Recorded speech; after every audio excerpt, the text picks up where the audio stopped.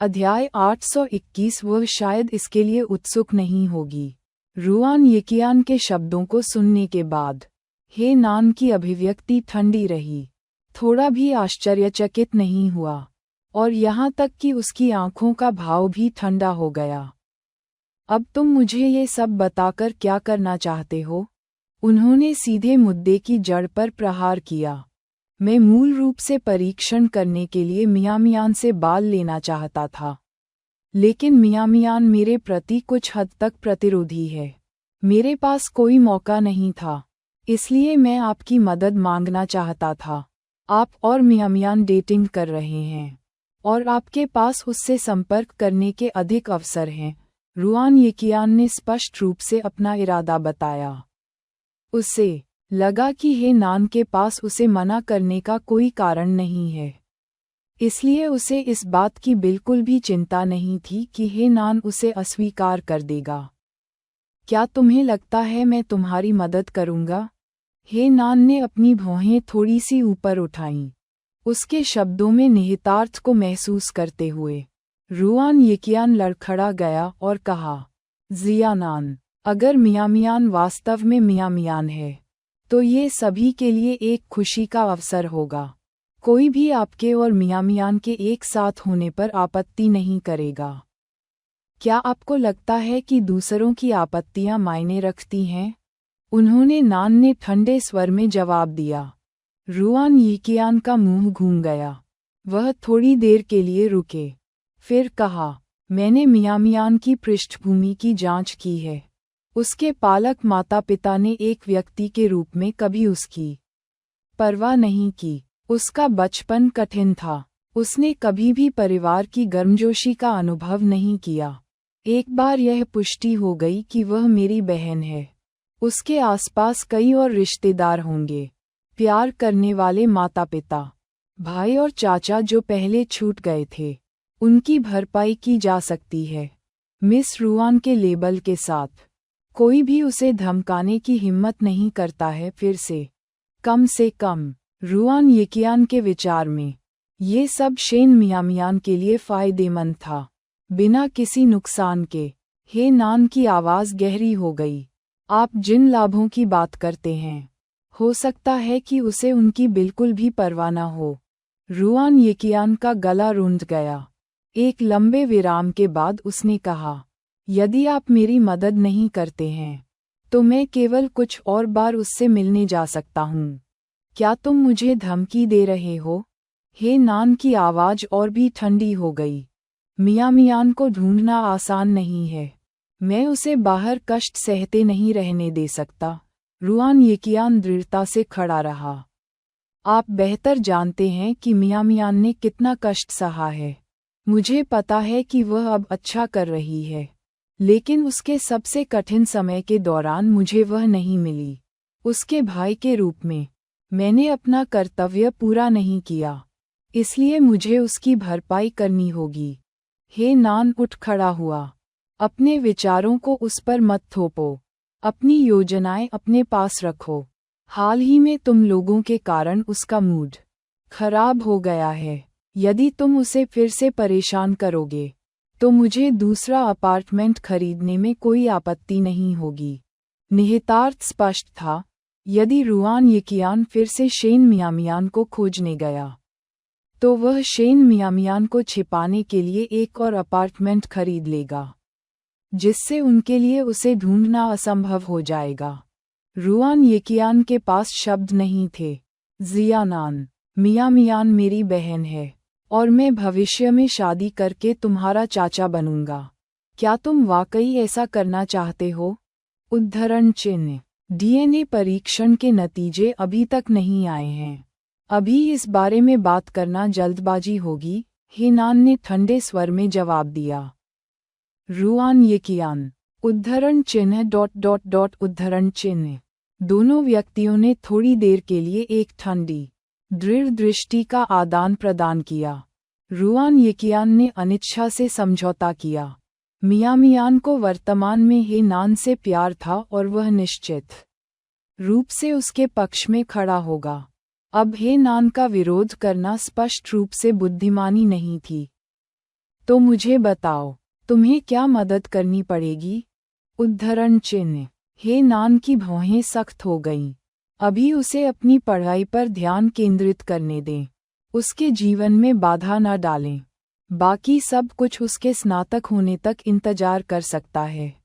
कोई रास्ता नहीं, रुआन येकियान ने विरोध किया। आप जानते हैं कि हमारे परिवार ने मियां को ढूंढने में कितना प्रयास किया है। मेरे माता पिता के रिश्ते भी उसके कारण तनावपूर्ण थे।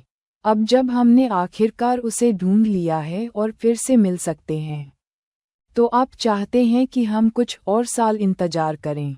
ये कैसे संभव है? उद्धरण चिन्ह। हे नान की आवाज़ गहरी हो गई।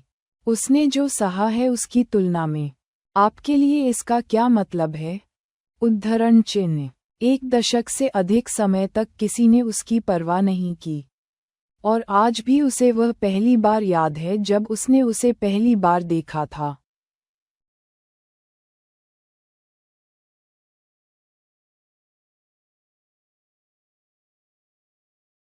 अध्याय 822। क्या ये शेन मियामियान के मामले के कारण है? रुआन येकियान उसके शब्दों से चौंक गया। मुझे भी मियामियान के लिए दिल से दुख महसूस होता है। यही कारण है कि मैं उसे मुआवजा देना चाहता हूँ। मुझे पता है कि मियामियान को कुछ आपत्तियाँ होंगी, और हो सकता है कि वह कुछ समय के लिए इसे स्वीकार न करे। लेकिन वह मेरी बहन है, और मुझे विश्वास है कि एक दिन वह हमें माफ़ कर देगी। रुआन येकियान बहुत आश्वस्त थी। उसे विश्वास था कि जब तक वे मियामियान के साथ अच्छा व्यवहार करेंगे, वह अंततः उन्हें स्वीकार कर लेगी। क्या होगा अगर वह मियामियान नहीं है? हे नान ने रुआन येकियान को गंभीरता से देखा और कहा, आपने उसके प्रति अपना रवैया बदल दिया क्योंकि वह मियामियान हो सकती है, और उसके साथ अच्छा व्यवहार करना शुरू कर दिया। यदि वह नहीं है, तो स्वाभाविक रूप से आप अपना रवैया फिर से बदल देंगे। उसने कुछ भी नहीं किया है, फिर भी वह इस स्थिति से प्रभावित हो रही है। वह पूरी तरह से निर्दोष है। उसे ये सब क्यों सहन करना चाहिए? उद्धरण चिन्ह। शेन मियामियान को कभी भी अपने माता पिता को खोजने का मामला उठाना पसंद नहीं आया और उसने हमेशा मजबूत व्यवहार किया। लेकिन हे नान बहुत स्पष्ट था कि अंदर ही अंदर वह पारिवारिक स्नेह के लिए तरस रही थी। फिर भी उसके रिश्तेदारों ने उसके अनाथ होने के कारण उसकी आलोचना की। वह इसे कैसे स्वीकार कर सकती थी? मियामियान केवल 19 साल की थी। उसे इतना कुछ नहीं सहना चाहिए था। वह बस चुपचाप विश्वविद्यालय समाप्त करना चाहती थी। पहले उसे चुपचाप विश्वविद्यालय खत्म करने दो। रुआन येकियान ने कहा, यह इस बिंदु पर विचार कर रहा है कि मैं अभी आपको बता रहा हूँ। आइए विशिष्टताओं पर चर्चा करने से पहले डीएनए परीक्षण के परिणामों की प्रतीक्षा करें। इस डर से कि हे नान अभी भी असहमत हो सकता है। उसने कहा, जियानान, मुझे पता है कि आप मियामियान की भलाई के लिए ऐसा कर रहे हैं। मैं वादा करता हूँ, भले ही परिणाम पुष्टि करते हैं कि वह मेरी बहन है, मैं आपकी मंजूरी के बिना मियामियान को इसके बारे में नहीं बताऊंगा। वह पहले मियामियान के साथ एक अच्छा रिश्ता बना सकता है। उस पर पहले जो प्रभाव छोड़ा था उसे बदल सकता है, और जब उनका रिश्ता बेहतर हो जाएगा और मियामियान इसे स्वीकार कर सकता है, तो सच्चाई प्रकट करने में देर नहीं होगी। आप वास्तव में उसके स्वभाव को बिल्कुल भी नहीं समझते हैं, हे नान ने ठंडे स्वर में उपहास किया। तमाम अनुनय के बावजूद हे नान मददगार नहीं था, और रुआन येकियान ने अपना धैर्य खो दिया। जियानान, मत भूलो, यह मैं ही था जिसने सबसे पहले संदेह किया था कि मियामियान मियामियान था, और यह आप ही थे जिसने मुझे गुमराह किया था। अन्यथा मैं मियामियान पर इतना बुरा प्रभाव नहीं छोड़ता। रुआन येकियान जिम्मेदारी से भागने या अतीत पर ध्यान केंद्रित करने वालों में से नहीं थे, लेकिन अपनी बहन के लिए उन्हें ऐसा करने में कोई आपत्ति नहीं थी। 1 दशक से अधिक समय तक खोज करने के बाद आखिरकार पुष्ट समाचार पाने के लिए वह कई वर्षों तक प्रतीक्षा कैसे कर सकता था? इससे पहले कि हे नान जवाब दे पाता, अचानक सीढ़ी से रुआन लिंग्यू की आवाज आए। जिया नान, इतनी देर हो गई है, तुम क्यों आए हो? उद्धरण चिन्ह। चाची रुआन। वह नान बेहोश होकर चिल्लाया, माँ, आप अभी तक सोने क्यों नहीं गईं? ये देखकर कि रुआन लिंग्यू की अभिव्यक्ति सामान्य थी, रुआन येकियान को पता चला कि उसने उनकी बातचीत नहीं सुनी है और उसने राहत की सांस ली। वह इस बात की पुष्टि करने से पहले इस मामले का खुलासा नहीं कर सका कि क्या शेन मियामियान वास्तव में मियामियान था, क्योंकि उसे यकीन था कि अगर रुआन लिंग्यू को पता था कि शेन मियामियान रुआन मियामियान हो सकता है, तो वह उसकी तरह शांत नहीं रह पाएगी।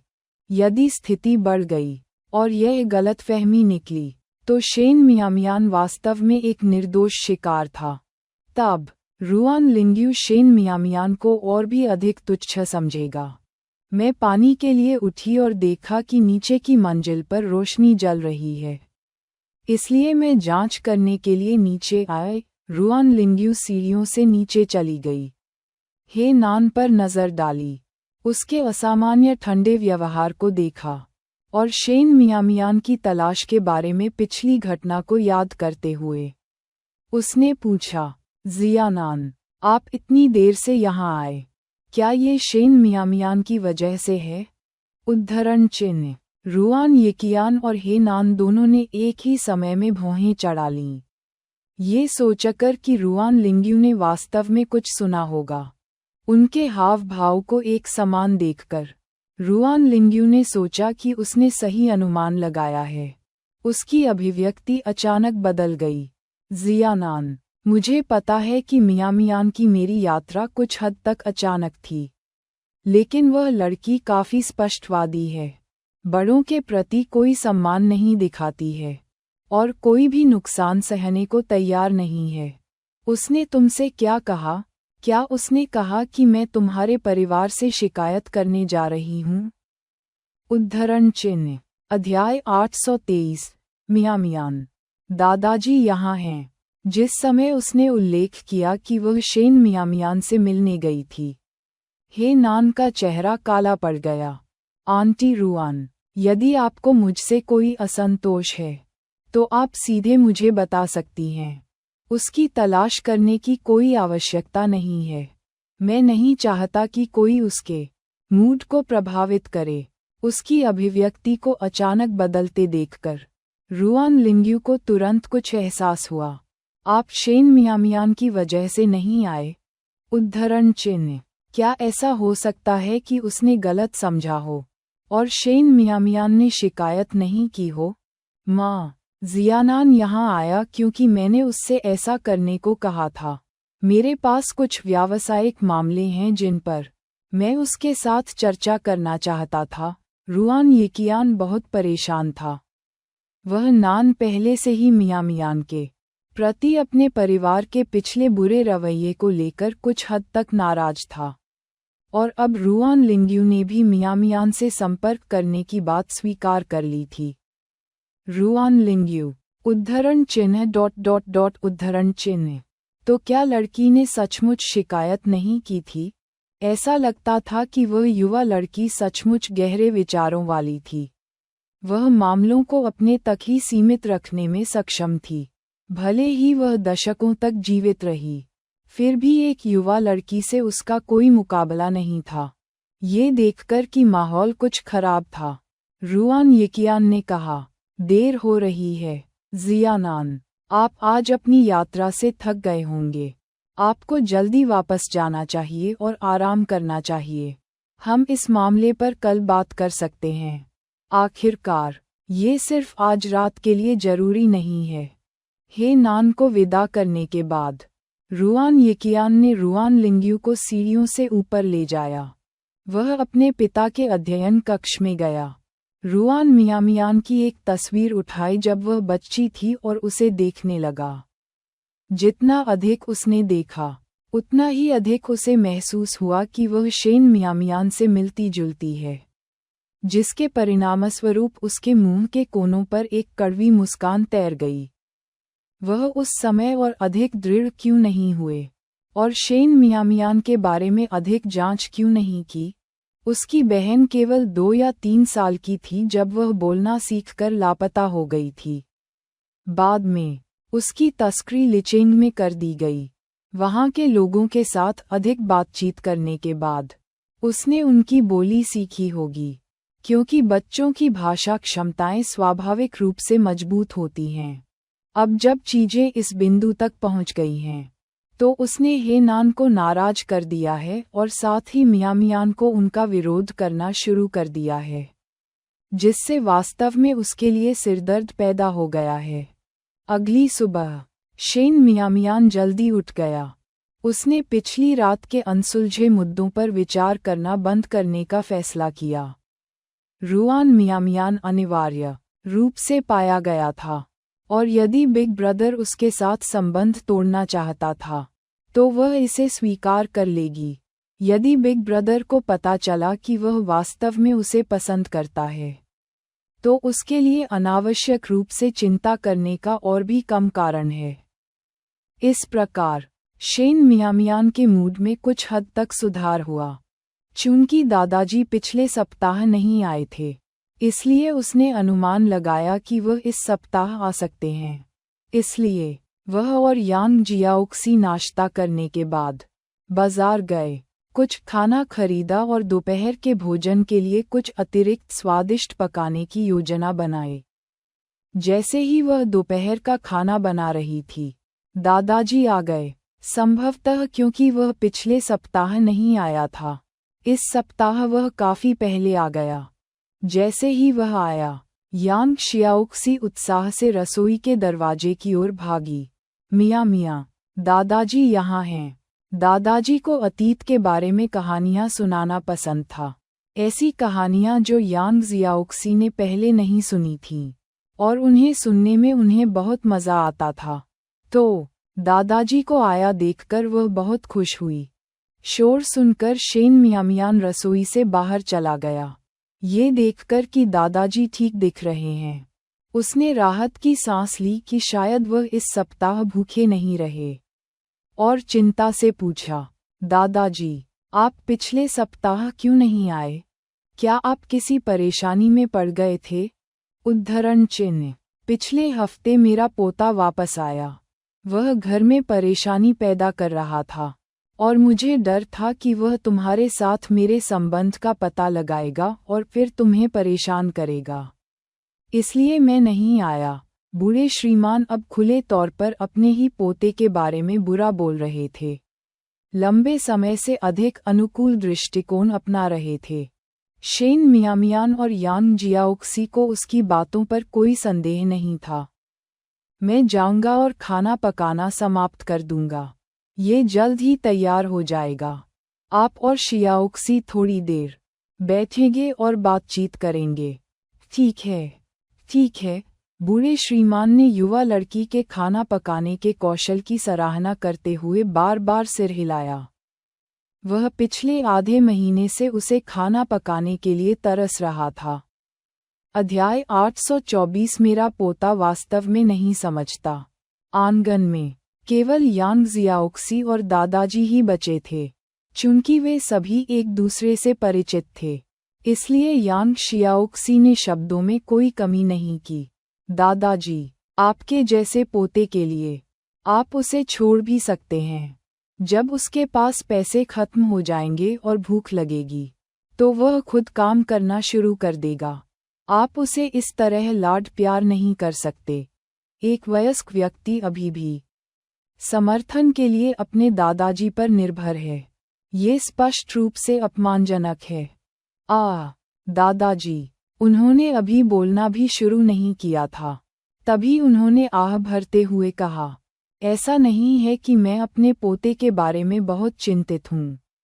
ये सिर्फ इतना है कि वह लगभग 30 का है और अभी भी उसकी पत्नी नहीं है। जब आप बूढ़े हो जाते हैं, तो आप युवा पीढ़ी को घर बसाते देखना चाहते हैं। इस तरह मैं मरने से पहले अपने परपोते को गोद में ले सकता हूँ। दादाजी, मैं अप्रिय सत्य बोल सकता हूँ, लेकिन फिर भी वे सत्य हैं। देखिए, आपका पोता आलसी है और कोई काम नहीं करता है।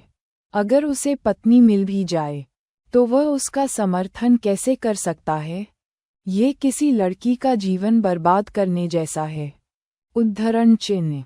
वास्तव में मेरा पोता अपरिपक्व है, दादाजी ने आह भरी। लेकिन जब तक उसे एक पत्नी मिल जाती है, हम उसकी सहायता के लिए अपनी सेवानिवृत्ति के पैसे से काम चला सकते हैं। मैं उसके बुरे स्वभाव के बारे में चिंतित हूँ। मुझे नहीं पता कि कौन सी लड़की उसके साथ रह सकती है। दादाजी, सोचने का ये तरीका सही नहीं है। यदि आप वास्तव में उसके लिए सबसे अच्छा चाहते हैं, तो आपको उसे स्वतंत्र होना सीखना चाहिए। एक बड़ा आदमी अपने बड़ों को धोखा नहीं दे सकता। यांग शियाओक्सी दादाजी हे को ढेर सारी सलाह देते हुए आगे बढ़ती गई, जिन्हें इसकी कोई परवाह नहीं थी। आम तौर पर घर पर कोई भी उससे बात नहीं करता था, और अचानक उसके जैसे बूढ़े व्यक्ति के साथ बातचीत करने के इच्छुक किसी व्यक्ति को पाकर वह काफी खुश हुआ। अपने पोते के बारे में चर्चा करने के बाद बातचीत शेन मियामियान के घर खरीदने पर केंद्रित हो गई। ये जानकर कि शेन मियामियान ने मीलिन गार्डन में एक जगह खरीदी है, दादाजी तुरंत गंभीर हो गए। उस घर में खराब फेंग शुई है। पर्याप्त आशीर्वाद के बिना कोई भी इसे दबा नहीं सकता। मियामियान अचानक वहां घर क्यों खरीदेगा? उद्धरण चिन्ह। दादाजी, आप उस घर के बारे में भी जानते हैं? यांग जियाओक्सी ने गुस्से से कहा। उस लड़की को याद करो जिससे हम पिछली बार मिले थे जब मैं तुम्हें घर ले गया था। यह वह लड़की थी जिसने मियामियान को बताया था कि वहां घर सस्ता था और यहाँ तक कि उसे दिखाने के लिए भी ले गई थी, इसलिए उसने इसे खरीदा। आप जानते हैं, मियामियान और मैं दोनों शहर से बाहर हैं। हालांकि मियामियान ने कुछ पैसे बचाए हैं, लेकिन यह निश्चित रूप से बीजिंग में घर खरीदने के लिए पर्याप्त नहीं है। उसने इसे खरीदा क्योंकि यह सस्ता और विशाल था। दादाजी, उन्होंने पूछने से पहले एक पल के लिए सोचा, क्या मियामियान का बीजिंग में कोई प्रेमी नहीं है? क्या उसने उसे घर खरीदने के बारे में कोई सलाह दी थी? उद्धरण चिन्ह। इस तरह के एक बड़े निर्णय में जियानान संभवतः शामिल नहीं हो सकता था।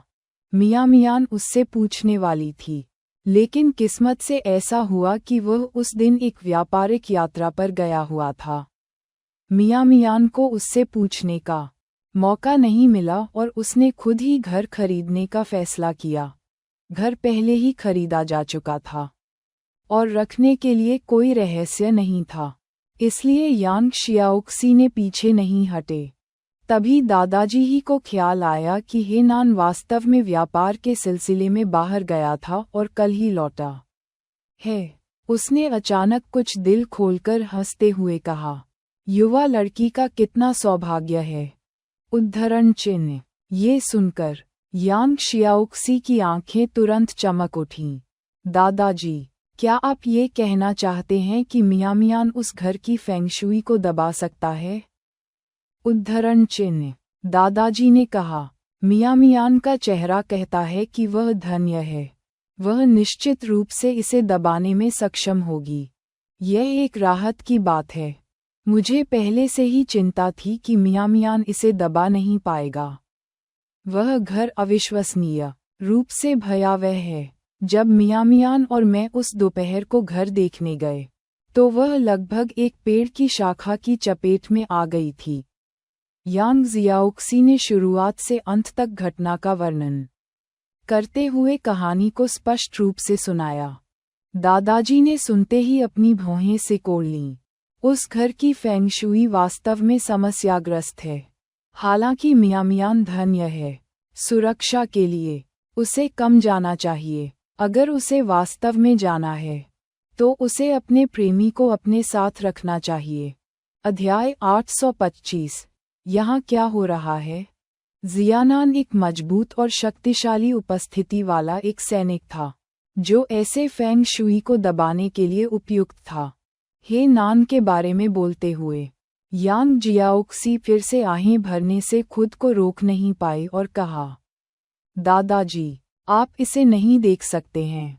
लेकिन हालांकि मियामियान सतह पर वैसी ही दिखती है, लेकिन वास्तव में वह बिल्कुल भी अच्छा महसूस नहीं कर रही है। लाओ येजी की आंखें चमक उठीं। क्या हुआ? क्या उसका अपने साथी के साथ कोई झगड़ा हुआ था? उद्धरण चिन्ह। नहीं, यांग जियाओक्सी ने अपना सिर हिलाया। लेकिन अगर आप वास्तव में इसके बारे में बात करना चाहते हैं, तो इसका उसके साथी से कुछ लेना देना है। उसका साथी बीजिंग का एक स्थानीय नागरिक है और उसकी पारिवारिक पृष्ठभूमि अच्छी है, इसलिए हो सकता है कि वे मियामियान को बहुत पसंद न करें। बकवास, हेलाओ येजी ने कहा। मियामियान प्यारी और स्मार्ट है। मैं खुद उसे पसंद करता हूँ, और मुझे यकीन है कि उसका परिवार भी उसे पसंद करता है। उसका परिवार आपके जैसा नहीं है, यांग शियाओक्सी ने सही किया। आप नहीं जानते, लेकिन उसके परिवार के करीबी दोस्त पहले ही कई बार मियामियान से मिलने आ चुके हैं। उन्होंने कहा है कि मियामियान और उसके साथी के बीच अच्छा मेल नहीं है और उन्होंने रिश्ते तोड़ने का सुझाव दिया है। सौभाग्य से मियामियान मजबूत है।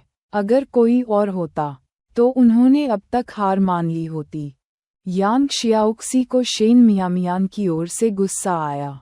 उसके पास इन शब्दों को व्यक्त करने के लिए कोई जगह नहीं थी, और चूंकि दादाजी शेन मियामियान के साथी को नहीं जानते थे, इसलिए वह पीछे नहीं हटी और बस ये सब कह दिया।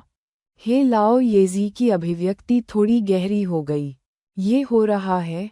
उद्धरण चिन्ह। कोई वास्तव में पर्दे के पीछे से सुझाव दे रहा था कि मियामियान को जियानान को छोड़ देना चाहिए। इतने सालों के इंतजार के बाद आखिरकार उनके पोते को होश आ गया और उसे एक पोती मिल गई जिससे वह संतुष्ट था। लेकिन ये लोग उसकी पीठ पीछे सब गड़बड़ कर रहे थे। बेशक ये है।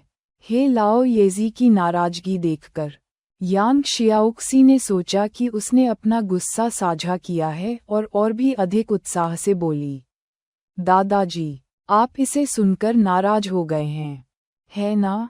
मियामियान बहुत दयालु है और अपने साथी को परेशान नहीं करना चाहती है, इसलिए उसने उसे नहीं बताया। और देखो, इस मेज पर फल देखो, यह उसके करीबी दोस्त द्वारा लाया गया था। माना जाता है कि पिछली घटना के लिए माफ़ी मांगनी थी, लेकिन वास्तव में यह उन्हें अलग होने के लिए मनाने का एक और तरीका है। मैंने बहुत समय पहले इन तरकीबों को देखा है। वह इसे समझ नहीं सकी। शेन मियामियान और हे नान वास्तव में अच्छी तरह मेल खाते थे। क्या वे लोग इसे नहीं देख सके? उन्हें परेशानी क्यों उठानी पड़ी कि अभी भी जबरन शादियां तय की जा रही हैं?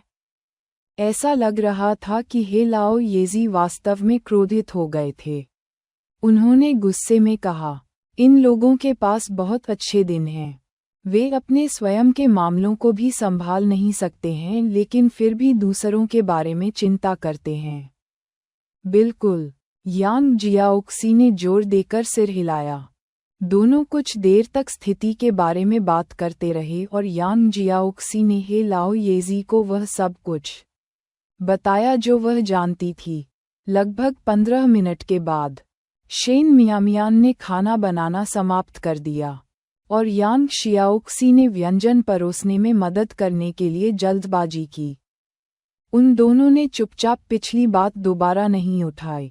भोजन के दौरान शेन मियामियान ने कहा, दादाजी, जब आप निकलेंगे तो आपके लिए मैंने कुछ अंडे के पैनकेक तले हैं। मौसम ठंडा है, इसलिए आधे दिन या एक दिन के लिए छोड़ दिए जाने पर वे खराब नहीं होंगे। हर दिन नूडल्स खाने से थकान हो सकती है। कुछ पैनकेक खाने से आपको स्वाद में बदलाव आ सकता है। शेन मियामियान इसका कारण नहीं बता सकी। लेकिन उसे बूढ़े व्यक्ति के साथ एक विशेष बंधन महसूस हुआ।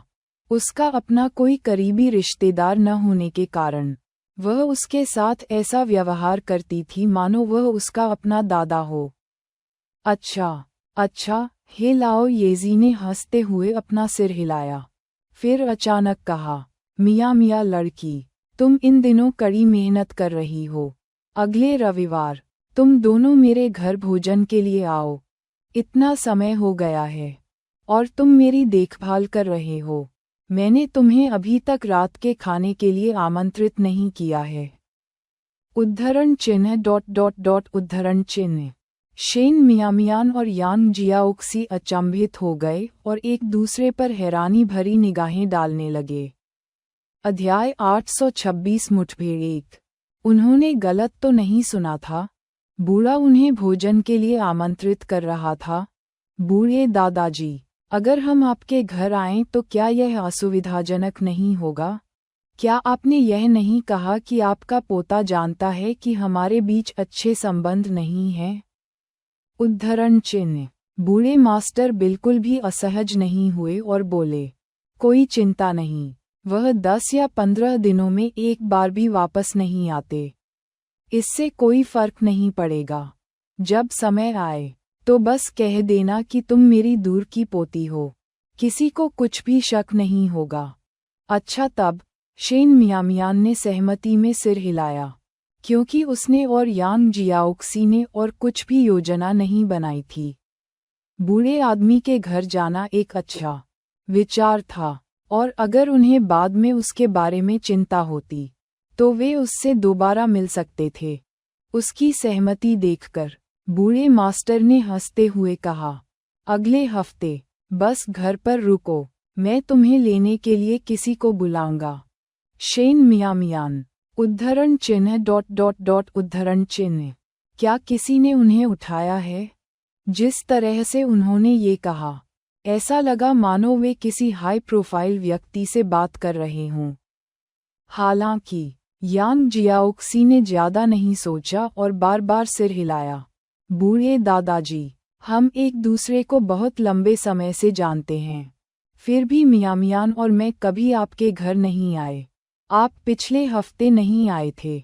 मियामियान और मैं आपके बारे में चिंतित थे, लेकिन हमें नहीं पता था कि आपका घर कहाँ है, इसलिए हम नहीं जा सके।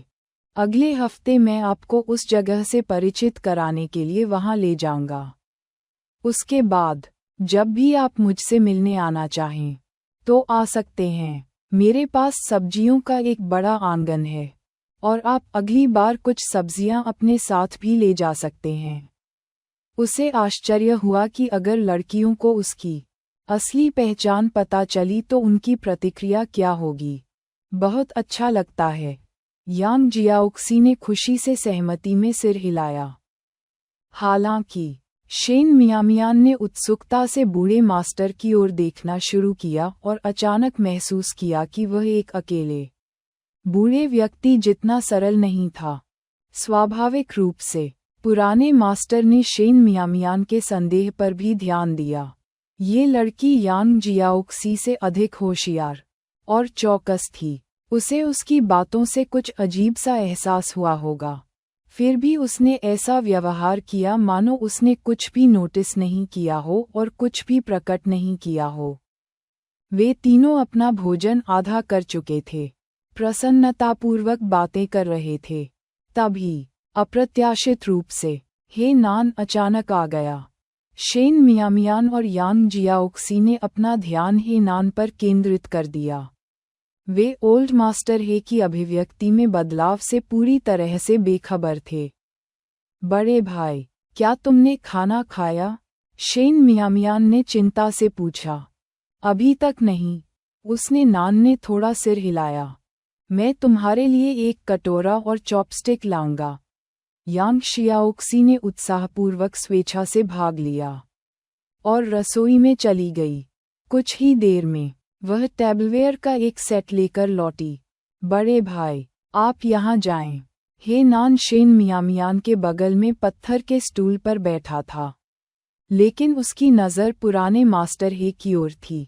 जो स्पष्ट रूप से थोड़ा दोषी था और अपनी पहचान तुरंत उजागर होने के डर से उससे नज़रें मिलाने की हिम्मत नहीं कर रहा था। स्थिति से अनजान शेन मियामियान और यांग जियाओक्सी ने हे नान को ओल्ड मास्टर हे को घूरते हुए देखा, और शेन मियामियान ने धीरे से समझाया, बड़े भाई, यह वही बूढ़े दादा हैं जिनका जिक्र मैंने आपसे पहले किया था। खत्म करने के बाद उसने उसे पुराने मास्टर हे से मिलवाया। बूढ़े दादाजी, यह मेरा प्रेमी हे नान है। उसके परिचय के बाद ओल्ड मास्टर हे ने आखिरकार हे नान पर नज़र डाली। दोनों आंखें मिला रही थीं, और हे नान ने जानबूझकर कहा, आप मुझे कुछ हद तक परिचित लगते हैं। इससे पहले कि ओल्ड मास्टर जवाब दे पाते, यांग जियाओक्सी ने हस्तक्षेप किया, बूढ़े दादाजी भी बीजिंग से हैं। हो सकता है कि आपने एक दूसरे को पहले भी सड़क पर देखा हो। बूढ़े मास्टर ने चुपचाप हे नान की ओर देखा, स्पष्ट रूप से उसे बहुत अधिक बात न करने का संकेत दिया। सौभाग्य से हे नान ने और कुछ नहीं कहा और खाना शुरू कर दिया। लेकिन जैसे ही उसने शुरुआत की थी, रुआन येकियान भी अप्रत्याशित रूप से आ गया। बूढ़ा मास्टर वह बहुत परेशान था। आज घर से निकलने से पहले उसने पंचांग नहीं देखा था और एक के बाद एक व्यक्ति से उसकी मुलाकात हो गई थी। ओल्ड मास्टर हे को वहां देखकर रुआन येकियान तुरंत आश्चर्यचकित हो गया। वह उसका स्वागत करने ही वाला था कि उसने बूढ़े मास्टर को पूछते हुए सुना, मियाँ मियाँ, क्या ये भी तुम्हारा दोस्त है? उद्धरण चिन्ह। अध्याय 827 मुठभेड़ 2। रुआन येकियान ने अपनी जीभ चटकाई। ये किस तरह की चाल है? उद्धरण चिन्ह। दादाजी, मैं उनसे बहुत परिचित नहीं हूँ। वह हे नान के बचपन के दोस्त हैं, शेन मियामियान ने परिचय दिया। उन्होंने लाओ येजी ने अचानक समझ में सिर हिलाया। तभी रुआन येकियान ने हे लाओ येजी की पोशाक पर ध्यान दिया और तुरंत कुछ समझ गया। इसलिए उसने उसे उजागर नहीं किया। ऐसा लगता है कि आप हाल ही में यहाँ अक्सर आते हैं, यांग जियाओक्सी ने सीधे तौर पर कहा।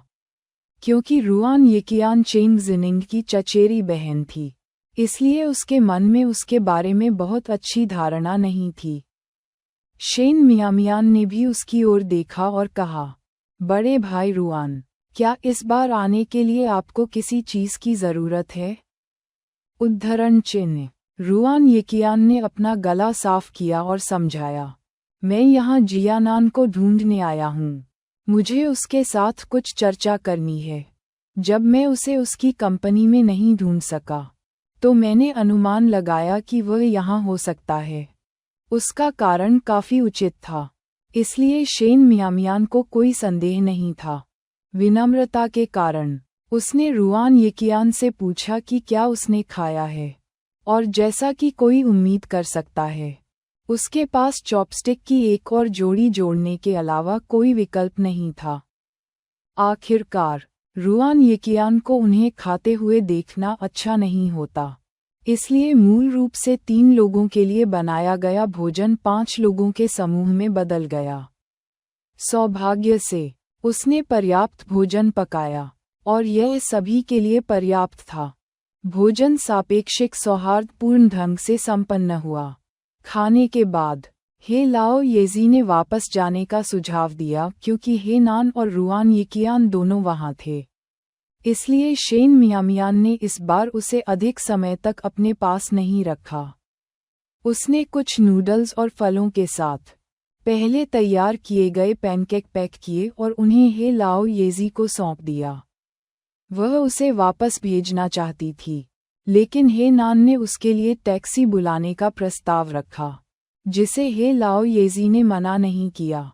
समूह उसे दरवाजे तक ले गया, और ऐसा हुआ कि लू सियुआन, जो शेन मियामियान की तलाश कर रहा था, सामने आ गया। तभी उसे याद आया कि उसने पहले लू सियुआन के साथ मीलिंग गार्डन जाने की योजना बनाई थी। क्या तुम बाहर जा रहे हो? लू सियुआन ने हैरान होकर रुआन येकियान और हे लाओ येजी की ओर देखा। शेन मियामियान को बीजिंग में इतने सारे लोगों के बारे में कब पता चला? हम दादाजी को टैक्सी चलाने के लिए सड़क पर भेज रहे हैं, शेन मियामियान ने हल्के से कहा। यह अच्छा है। क्या तुमने मेरे साथ मीलिंग गार्डन जाने का वादा नहीं किया था? लू सियुआन ने जानबूझकर रुआन येकियान और हे नान पर नजर डालते हुए कहा। शेन मियामियान ने सिर हिलाया। दादाजी को टैक्सी पर बिठाने के बाद हम चलेंगे। लू सियुआन शेन मियामियान के उत्तर से बहुत संतुष्ट था, इसलिए उसने हे नान से कहा, हे बिग ब्रदर, मैंने पहले ही मियामियान के साथ मीलिंग गार्डन जाने की योजना बना ली थी। आप बस मियामियान को देखने आए थे, है ना? अगर कुछ खास नहीं है तो आप दूसरे दिन वापस आ सकते हैं। उद्धरण चिन्ह।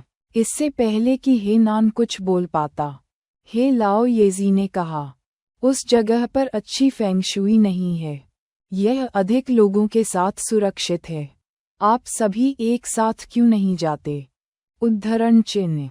ये सुनकर रुआन येकियान ने तुरंत सिर हिलाया। मैं आज दोपहर को मुक्त हो जाऊंगा, तो चलो एक साथ चलते हैं। उद्धरण चिन्ह। क्या आपको ये बिग ब्रदर के साथ कुछ चर्चा नहीं करनी चाहिए थी? शेन मियामियान ने उत्सुकता से रुआन येकियान की ओर देखा। ये सुनकर लू सियुआन ने तुरंत कहा, यदि आपको कोई व्यवसाय संभालना है तो आगे बढ़ें। मियामियान और मैं बस आएंगे। मेरे पास एक मजबूत चरित्र है, इसलिए ये ठीक रहेगा। यह कोई अत्यावश्यक मामला नहीं है। हमें वापस आने तक इंतजार करना पड़ सकता है। रुआन येकियान एक चतुर व्यक्ति था। जब से लू सियुआन आया था, उसने देखा कि लू सियुआन और हे नान के बीच का माहौल थोड़ा खराब था, और लू सियुआन की उन्हें शामिल करने की अनिच्छा के साथ वह लगभग निश्चित था कि लू सियुआन के मन में शेन मियामियान के लिए भावनाएं थीं। इससे वह साथ चलने के लिए और भी अधिक इच्छुक हो गया। मियामियान, चूंकि उनका व्यवसाय अत्यावश्यक नहीं है, चलो सब एक साथ चलते हैं। वह जगह बहुत डरावनी है और अधिक लोगों का होना अधिक आश्वस्त करने वाला है। यांग जियाओक्सी ने पिछली बार की घटना को याद करते हुए कहा। अभी भी थोड़ा हिला हुआ महसूस कर रहा था, और उसने सोचा कि हे बिग ब्रदर और रुआन येकियान के साथ होने से वे बहुत अधिक सुरक्षित महसूस करेंगे। ये सुनकर शेन मियामियान हे नान की ओर मुड़ा। हे बिग ब्रदर, क्या आपके पास आज दोपहर को समय है? उद्धरण चिन्ह। पूरी चर्चा के दौरान हे बिग ब्रदर ने अपने विचार साझा नहीं किए। अध्याय 828 मीलिंग गार्डन 1 में जाना। मैंने दोपहर के लिए कुछ भी निर्धारित नहीं किया है। चलो चलते हैं। उद्धरण चिन्ह। हे नान ने लापरवाही से उसका हाथ पकड़ लिया और शब्दों के बजाय कार्यों के माध्यम से अपनी संप्रभुता की घोषणा की। लू सियुआन ने चुपचाप अपने आप को खर्राटा लिया। उन्हें हाथ पकड़ने का दृश्य बेहद परेशान करने वाला लगा, जबकि बूढ़े श्रीमान की आंखों में मुस्कुराहट का एक संकेत दिखाई दिया। वह अपने पोते में अपने युवा स्व का प्रतिबिंब देख रहे थे।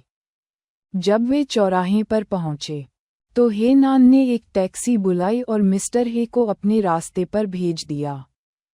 कैब में बैठने से पहले श्रीमान ने लड़कियों को याद दिलाते हुए कहा, अगले सप्ताह के लिए हमारी नियुक्ति याद रखें। टैक्सी के चले जाने के बाद हे नान ने भौहें उठाईं और पूछा, कौन सा अपॉइंटमेंट? उद्धरण चिन्ह। दादाजी ने मुझे और जियाओक्सी को अपने घर पर रात के खाने के लिए आमंत्रित किया। यह कोई रहस्य नहीं था, इसलिए शेन मियामियान ने इसे छिपाया नहीं। हे नान की निगाहें चमक उठीं और उसने थोड़ा सिर हिलाते हुए कहा, अगर उसका तुम्हें आमंत्रित करने का दिल है तो तुम्हें जाना चाहिए। उद्धरण चिन्ह। उसने सोचा था कि वह आपत्ति करेगा, लेकिन वह इतनी आसानी से सहमत हो गया था। शेन मियामियान को थोड़ा आश्चर्य हुआ, लेकिन साथ ही उसे राहत भी महसूस हुई, चूंकि बिग ब्रदर ने उनकी यात्रा को मंजूरी दे दी थी। इसका मतलब ये था कि उन्हें ये भी महसूस हुआ कि दादाजी एक ऐसे व्यक्ति थे जिनके साथ वे मिल सकते थे। रुआन येकियान ने भी अपनी गणना स्वयं करनी शुरू कर दी। यदि वे अगले सप्ताह श्रीमान के घर पर भोजन कर रहे हों, तो शायद उन्हें उनसे मिलने के लिए भी समय निकालना चाहिए। उनकी रुक कर बातचीत सुनकर लू सियुआन को थोड़ा असहज महसूस हुआ, लेकिन उसने कुछ नहीं कहा। आखिरकार हे नान अब शेन मियामियान का आधिकारिक प्रेमी था। बहुत ज्यादा कहने से उसकी छवि खराब हो जाएगी। समूह ने 2 कारें लीं और तेजी से मीलिंग गार्डन पहुंचे। जैसे ही वह कार से बाहर निकला, लू सियुआन कांप उठा। उसकी अभिव्यक्ति अचानक गंभीर हो गई। वह जगह काफी उदास लग रही थी। उन्होंने इससे पहले कहीं भी नकारात्मक ऊर्जा की इतनी प्रबल उपस्थिति महसूस नहीं की थी, कब्रिस्तानों में भी नहीं। यह अच्छी बात है कि आप यहाँ रहने की योजना नहीं बना रहे हैं। इस जगह पर नकारात्मक ऊर्जा बहुत मजबूत है। भले ही यहाँ कुछ भी अलौकिक न हो रहा हो, लोगों के लिए यहाँ लंबे समय तक रहना अच्छा नहीं है। हालांकि वह फेंगशुई के बारे में बहुत अधिक जानकार नहीं थे, लेकिन उन्हें पता था कि खराब तरीके से बने घर किसी के स्वास्थ्य पर नकारात्मक प्रभाव डाल सकते हैं। समय के साथ इससे मतिभ्रम जैसी मानसिक समस्याएं पैदा हो सकती हैं, और इस ज्ञान के साथ कि यहाँ कई लोगों की मृत्यु हो गई है, कम मनोवैज्ञानिक सुरक्षा वाले लोग भूतों और अन्य आत्माओं की कल्पना करना शुरू कर सकते हैं। हाँ, शेन मियामियान ने सिर हिलाते हुए कहा, यहाँ नकारात्मक ऊर्जा वास्तव में बहुत मजबूत है। जब मैं पहली बार यहाँ आया तो मैंने इसे महसूस किया, लेकिन अगर यह खराब फेंग शुई और भारी नकारात्मक ऊर्जा के लिए नहीं होता, तो मैं इसे बर्दाश्त नहीं कर पाता। बीजिंग जैसी जगह में, जहां हर इंच जमीन का वजन सोने के बराबर है, अपनी मामूली संपत्ति के साथ ऐसा घर खरीदना लगभग असंभव था। वह घर खरीदने से संतुष्ट थी और उसने अन्य पहलुओं के बारे में ज्यादा नहीं सोचा। उनकी बातचीत सुनते ही रुआन येकियान की भौहें तन गईं। मियां, क्या तुमने ये घर खरीदा है? उद्धरण चिन्ह। बीजिंग का मूल निवासी होने के नाते वह घर के काले इतिहास से अच्छी तरह वाकिफ था, निश्चित रूप से हेनान से कम नहीं, और इस तरह वह घर की भयावह प्रतिष्ठा को समझता था। ये सुनकर कि शेन मियामियान ने इसे खरीदा है, उसका रंग तुरंत काला पड़ गया। मैंने किया, शेन मियामियान ने सिर हिलाया। जियानान, तुम इस घर के बारे में किसी से भी बेहतर जानती हो। तुमने उसे रोका क्यों नहीं? रुआन येकियान ने सोचा कि शेन मियामियान को इसे खरीदने में धोखा दिया गया था। ये समझ में आता है कि मियामियान घर के इतिहास से अनभिज्ञ था, लेकिन ये हेनान की समस्या थी जिसे वह जानता था। फिर भी उसने शेन मियामियान को इसे खरीदने से नहीं रोका। शेन मियामियान को रुआन येकियान की प्रतिक्रिया थोड़ी अजीब लगी, लेकिन उसने फिर भी हेनान का बचाव करते हुए कहा, बड़े भाई वह एक व्यावसायिक यात्रा पर थे, उन्हें नहीं पता था कि मैंने घर कब खरीदा। बिल्कुल, यांग जियाओक्सी ने शेन मियामियान के लिए खड़े होने का अवसर लिया। यह आपका चचेरा भाई था जो मियामियान को घर दिखाने के लिए लाया था। आप उसे दोष क्यों नहीं दे रहे हैं? उद्धरण चिन्ह। अध्याय 829 मीलिंग गार्डन 2 में जाना। पिछली बार के विपरीत इस बार लाए गए 3 बड़े लोगों ने एक मजबूत मर्दाना उपस्थिति प्रदर्शित की, इसलिए यांग शियाओक्सी पहले की तरह डरी हुई नहीं थी। जब वे सामने आए तो चेंग फियांग इतना डरपोक था कि वह उससे भी अधिक भयभीत था, जैसे कि वह किसी भी क्षण डरकर भाग सकता था, जिससे उसे सुरक्षा का बिल्कुल भी एहसास नहीं हुआ। इस बार मजबूत आभा वाले 3 लोगों के साथ उसने सोचा कि अगर कोई वास्तविक महिला भूत भी दिखाई दे तो वह भागने के बारे में सोच भी नहीं पाएगी। रुआन येकियान की अभिव्यक्ति थोड़ी बदल गई। जीनिंग ने मियामियान को बताया, उद्धरण चिन्ह, और कौन हो सकता है? यांग शियाओक्सी ने चिढ़ते हुए कहा, मुझे यह मत बताएं कि आप नहीं जानते कि आपका चचेरा भाई किस तरह का व्यक्ति है। क्या मालिकों को नहीं पता कि उनका कुत्ता काटता है या नहीं? उद्धरण चिन्ह। चेंग जिनिंग के बिना मियामियान को इस घर के बारे में कुछ भी नहीं पता होता। हालांकि स्कूल के उन लोगों को पता था कि शेन मियामियान एक प्रेतवाधित घर खरीदने जा रहा था, लेकिन वे इतने अनैतिक नहीं थे कि उसे इस घर से परिचित कराते। यांग जियाओक्सी के जवाब से रुआन येकियान के पास शब्द नहीं बचे थे। उसका चेहरा काला पड़ गया। उसने हमेशा सोचा था कि चेंग जिनिंग थोड़ी दृढ़ इच्छाशक्ति वाली थी और हेनान की बहुत शौकीन थी। यही वजह थी कि उसने कुछ अपमानजनक चीजें कीं, लेकिन उसे उम्मीद नहीं थी कि वह इस घर का परिचय शेन मियामियान को देगी। बीजिंग में जन्मी और पली बड़ी, दोनों ही स्थानीय थीं, इसलिए वह जानती थी कि घर कैसा होगा। वह जानती थी कि घर में खराब फेंगशुई है और यह घातक भी हो सकता है। फिर भी उसने मियामिया को इसका परिचय दिया। यह अब व्यक्तिगत चरित्र जितना सरल मामला नहीं रह गया था। ये देखकर कि रुआन येकियान वास्तव में इस मामले से परेशान लग रहा था, शेन मियामियान ने एक पल के लिए सोचा और शांति से कहा, हालांकि मिस चेन के इरादे शुद्ध नहीं थे, मैं इस घर को खुद खरीदना चाहता था। इसका मिस रुआन से बहुत लेना देना नहीं है। इसके अलावा घर एक बुरी खरीद नहीं थी। बड़े भाई रुआन, आपको किसी भी चीज के बारे में बुरा महसूस करने की जरूरत नहीं है। उसने न केवल घर के मामले के लिए किसी को दोषी नहीं ठहराया, बल्कि वह चेंग जिनिंग की भी आभारी थी। शेन मियामियान को इतना समझदार देखकर रुआन येकियान को और भी बुरा लगा। मियामियान इतना समझदार था, फिर भी उसे हमेशा उसके चरित्र पर संदेह था। इसमें कोई आश्चर्य नहीं कि वह उसे पसंद नहीं करती थी। मुझे खेद है, जिनिंग गलत थी। हालांकि घर ने आपको अभी तक कोई परेशानी नहीं दी है, लेकिन उसके इरादे वास्तव में अनुचित थे, उन्होंने कहा। घर खरीद लिया गया है, अब उसके बारे में बात क्यों करें? चलो अंदर चलें और देखें। लू सियुआन, जिसे झाड़ियों के आसपास पिटाई पसंद नहीं थी, ने सीधे बातचीत में बाधा डाली। वह कई दिनों से घर के अंदर जाने और उसे देखने के लिए उत्सुक था, और दरवाजे पर पहुंचकर उसे ऐसा महसूस हुआ जैसे कोई बिल्ली उसके दिल को खरोंच रही हो। चल दर। उद्धरण चिन्ह। शेन मियामियान भी इस विषय को जारी नहीं रखना चाहती थी, और जैसे ही वह आगे बढ़ने वाली थी, हेनान ने अचानक उसका हाथ पकड़ लिया।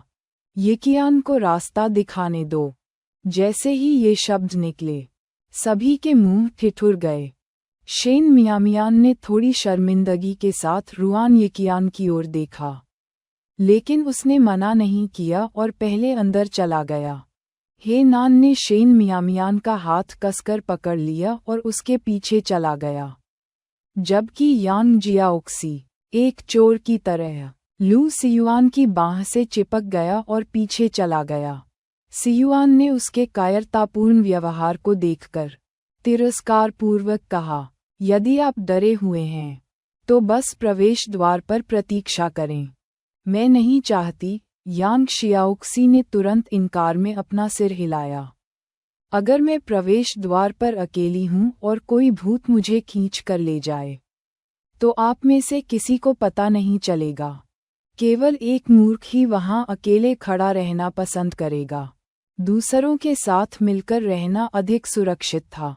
रुआन येकियान के नेतृत्व में वे यार्ड के चारों ओर चले और कुछ भी अजीब नहीं हुआ, इसलिए वे घर के प्रवेश द्वार पर चले गए। शेन मियामियान ने चाबी निकाली और रुआन येकियान ने दरवाजा खोला। उम्र बढ़ने के साथ घर धूल और मकड़ी के जालों से भर गया, और एक तेज बासी बदबू ने उनकी नाक पर हमला कर दिया। शेन मियामियान ने अपनी भौंहों को थोड़ा सा सिकोड़ लिया, और हेनान ने अपनी जेब में हाथ डाला, उसे एक रुमाल दिया और फुसफुसाया, अंदर बहुत धूल है, अध्याय 830 मिलेन गार्डन 3 में जाना। शेन मियामियान ने रुमाल लिया और अपनी नाक ढक ली। धीरे धीरे हे नान के साथ अंदर चली गई, जबकि यांग जियाओक्सी ने ईर्ष्या से देखा और लू सियुआन से पूछा, क्या आपके पास एक है? उद्धरण चिन्ह। लू सियुआन ने उसकी ओर अपनी आंखें ऐसे घुमाईं जैसे वह कोई बेवकूफ हो। दिखावा करना बंद करो। अगर तुम्हें लगता है कि यह गंदा है तो बस बाहर खड़े रहो। मैं नहीं चाहता। यांग शियाओक्सी ने उसकी बाह को कसकर पकड़ लिया और उसके साथ अंदर जाते समय कांपने लगी। हालांकि घर गंदा था, लेकिन अंदर का सारा फर्नीचर बरकरार था, जिससे ये स्पष्ट हो गया कि मूल मालिक जल्दी में चले गए थे, या शायद उन्हें लगा कि अंदर की चीजें इतनी अशुभ थीं कि उन्हें अपने साथ नहीं ले जाया जा सकता था। सजावट यूरोपीय शैली की थी, लेकिन दीवार पर गुआन यू का चित्र था। हर जगह धूल और मकड़ी के जाले के कारण ये काफी डरावना लग रहा था। पहली मंजिल का दौरा करने के बाद वे दूसरी मंजिल पर गए, जो अजीब तरह से लग रहा था जैसे कि इसे तोड़ दिया गया हो। कुछ हद तक अस्त व्यस्त सोफे को कैंची या इसी तरह की किसी चीज से काट दिया गया हो। दीवारों पर सुलेख और पेंटिंग को हटाकर फर्श पर ढेर लगा दिया गया था। यहाँ तक कि शयनकक्षों की अलमारी से भी छेड़छाड़ के निशान दिखे। क्षेत्र का सर्वेक्षण करने के बाद शेन मियामियान हैरान रह गया। ऐसा लगता है कि इस जगह पर चोरी हुई है, लेकिन ऐसा लगता है जैसे कुछ भी नहीं ले जाया गया।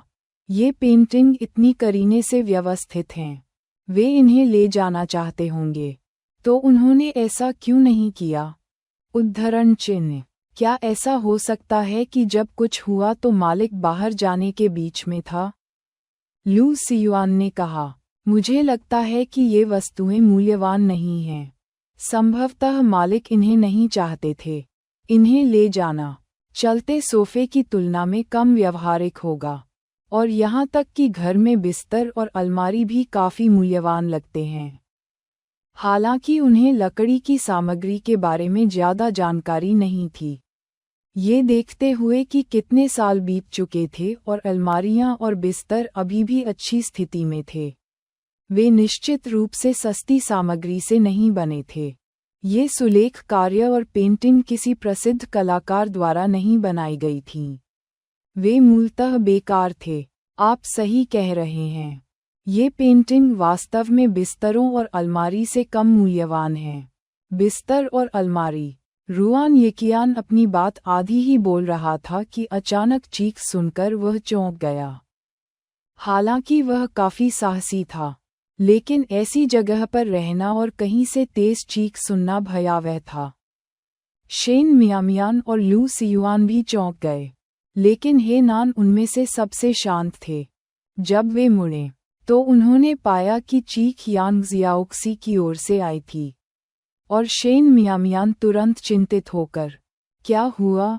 उद्धरण चिन्ह। लू सियुआन ने पीछे मुड़कर उसकी ओर देखा। यांग जियाओक्सी, क्या तुम पागल हो गई हो? बिना किसी कारण के क्यों चिल्लाती हो? क्या तुम हमें डराने की कोशिश कर रही हो? उद्धरण चिन्ह। हालांकि वह निर्भीक था, लेकिन ऐसी स्थिति में आपकी पीठ पीछे किसी का चिल्लाना किसी के लिए भी असहनीय था। देखो, देखो, ये खून जैसा क्यों दिखता है? यांग जियाओक्सी ने फर्श पर एक काले निशान की ओर इशारा किया। उसका चेहरा डर से पीला पड़ गया था।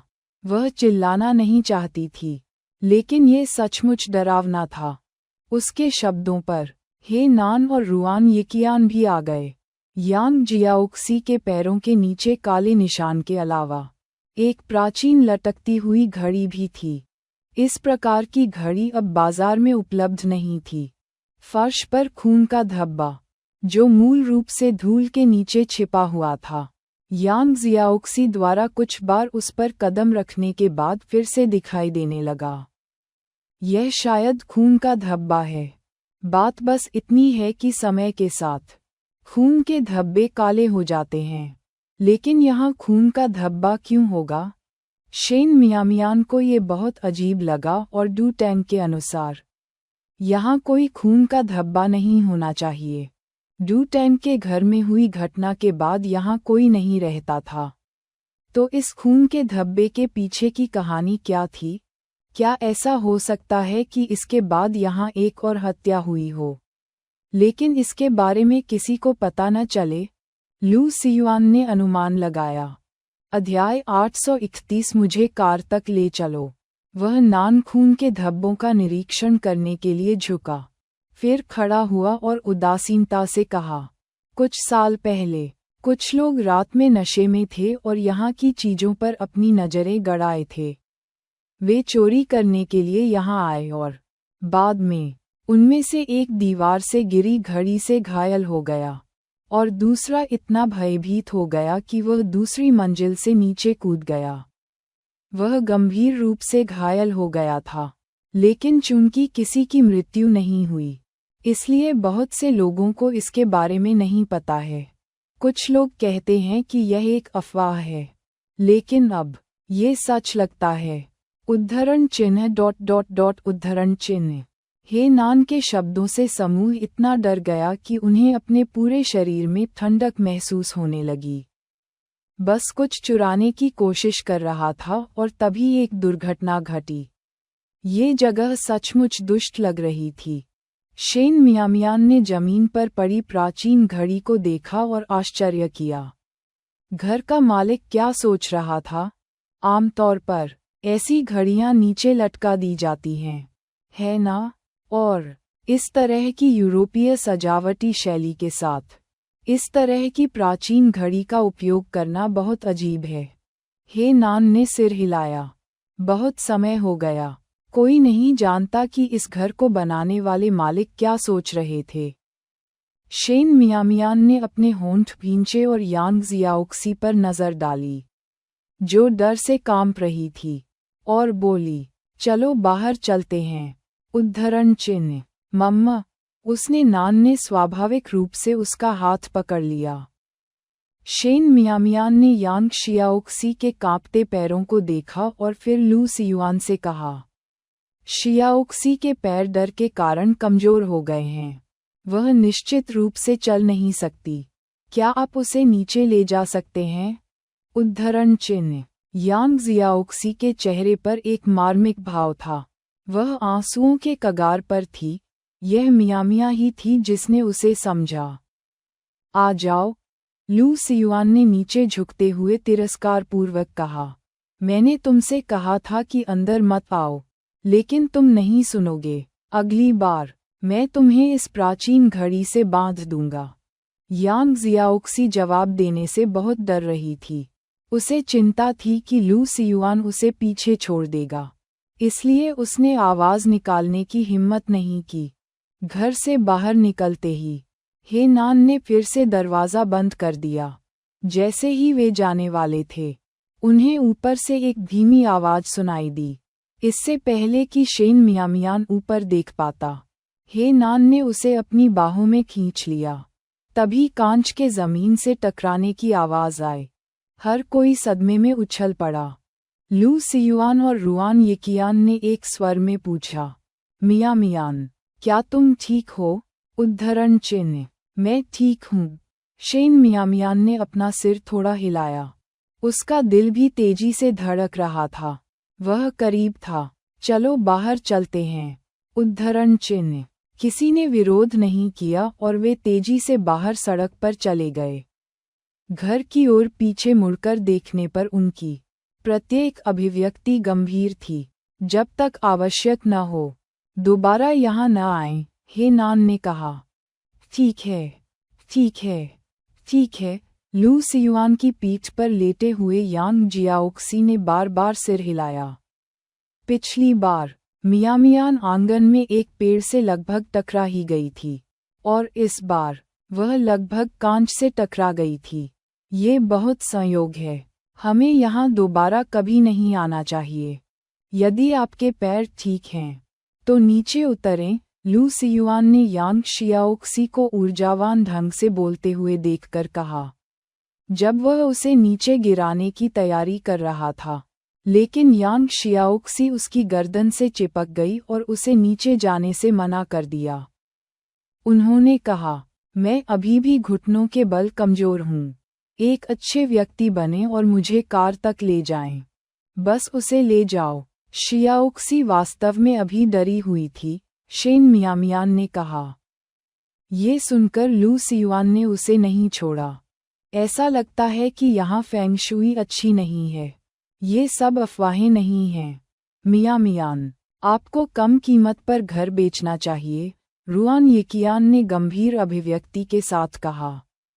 ऐसी घटनाएं 2 बार होने से, चाहे यह अफवाह हो या नहीं, उन्हें अब इसे नहीं रखना चाहिए। शेन मियामियान ने उसे अजीब तरह से देखा। उसे लगा कि रुआन येकियान कुछ हद तक आगे बढ़ रहा है। रुआन येकियान के साथ उसके रिश्ते को देखते हुए उसे उसके बारे में इतना चिंतित नहीं होना चाहिए। क्या उसे ऐसा करना चाहिए?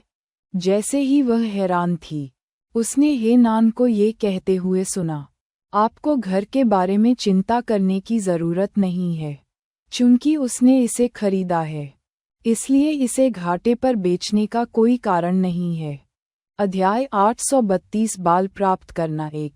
रुआन येकियान एक चतुर व्यक्ति था। हे नान ने जो कहा था उसे सुनकर उसके मन में तुरंत एक अनुमान आया। चूंकि यह मामला है, आपको मियामियान की सुरक्षा पर अधिक ध्यान देना चाहिए। यह कोई मजाक की बात नहीं है। आखिरकार उसने उसे पा लिया था, और अगर उसकी निगरानी में उसके साथ दोबारा कुछ हुआ, तो वह जीवन भर खुद को कभी माफ नहीं करेगा। आपको इसके बारे में चिंता करने की कोई ज़रूरत नहीं है। हे नान की आवाज़ कुछ ठंडी थी, लेकिन रुआन येकियान को कोई आपत्ति नहीं थी। हालांकि शेन मियामियान को ये बहुत अजीब लगा। पिछले कुछ दिनों में रुआन येकियान का व्यवहार इतना असामान्य था कि वह इसके बारे में सोचने से खुद को नहीं रोक सकी।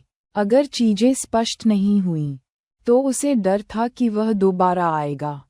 कुछ सोचने के बाद उसने गंभीरता से कहा, भाई रुआन, यदि आप अभी भी पहले जो हुआ उसके लिए दोषी महसूस कर रहे हैं, तो मैं आपको बताना चाहती हूँ कि यह वास्तव में आवश्यक नहीं है। मैं उन चीज़ों को लंबे समय से भूल चुकी हूँ। उसने कभी भी रुआन येकियान के साथ जुड़ने का इरादा नहीं किया था और वह जानती थी कि रुआन परिवार उसे पसंद नहीं करता था। शेन मियामियान ने खुद को एक ऐसे व्यक्ति के रूप में सोचा जो अपनी जगह जानता था। ये जानते हुए कि दूसरे लोग उसे पसंद नहीं करते, वह जानबूझकर उनके करीब आने की कोशिश नहीं करती थी। मियामियान, मैं रुआन येकियान के दिल में दर्द महसूस हुआ। ये जानकर कि शेन मियामियान संभवतः उसकी बहन थी, लेकिन इतने वर्षों में इतनी सारी गलतफहमियों के कारण वह पूरी तरह आश्वस्त होने से पहले इसे बिना सोचे समझे प्रकट नहीं करना चाहता था। कुछ देर रुकने के बाद वह केवल इतना ही कह सका, मुझे अभी यह एहसास हुआ है कि भावनाओं को थोपा नहीं जाना चाहिए। आप और जियानान एक दूसरे के लिए उपयुक्त हैं। मैं पहले गलत था, और जहाँ तक जिनिंग की बात है, मैं उससे भी बात करने की कोशिश करूँगा। उद्धरण चिन्ह उद्धरण चिन्ह। शेन मियामियान वास्तव में समझ नहीं पा रहे थे कि किसी व्यक्ति में इतने बड़े बदलाव का कारण क्या हो सकता है। धन्यवाद। हालांकि वह रुआन येकियान के प्रति उदासीन महसूस कर रही थी, फिर भी उसे ये कहते हुए सुनकर उन शब्दों से शेन मियामियान को सांत्वना मिली। ये देखकर कि शेन मियामियान ने पहले जो कहा था उसके लिए उसके प्रति कोई शिकायत नहीं थी, रुआन येकियान मदद नहीं कर सका, लेकिन राहत की सांस ली और भी अधिक आश्वस्त हो गया कि जब तक वह मियामियान को आगे बढ़ने के लिए सुधार करता है, वह निश्चित रूप से पिछली शिकायतों को दूर कर देगी। तभी उनका परिवार फिर से एक हो पाएगा। जब वह सोच रहा था, अचानक उसकी नज़र शेन मियामियान के कंधे पर बालों के एक टुकड़े पर पड़ी। ऐसा लग रहा था कि हवा का हल्का सा झोंका ही उसे उड़ा देने के लिए काफ़ी होगा। रुआन यकियान की आंखें गहरी तीव्रता से चमक उठीं।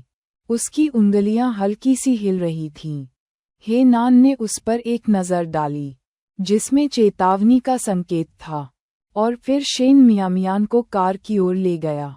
दरवाज़ा खोलते हुए उसने धीरे से कहा, कार में बैठो, पहले वापस चलते हैं। मम्मा। शेन मियामियान ने सिर हिलाया और यात्री सीट पर बैठने के लिए नीचे झुक गया। जैसे ही वह बैठी, हवा का झोंका आया, बालों का गुच्छा उड़ गया।